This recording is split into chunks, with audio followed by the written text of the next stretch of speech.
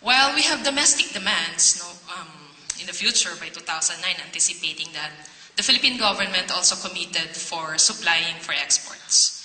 We have a commitment with Spain for a $200 million investment to cover about 100,000 hectares of land for Jatropha in 2 provinces, Laguna and Palawan.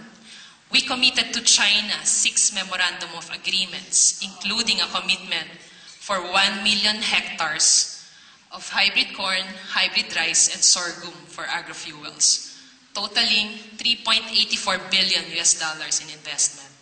We also have committed 20,000 hectares for cassava and sugarcane and several bioethanol plants all over the country. Aside from those types of commitments by the government, we also have commitments with corporations like Coromoto Communications for a $100 million investment for Jatropha plantation in Bukidnon. There's also some Canadian connections, so there are investments in Asia from Canada on biofuels.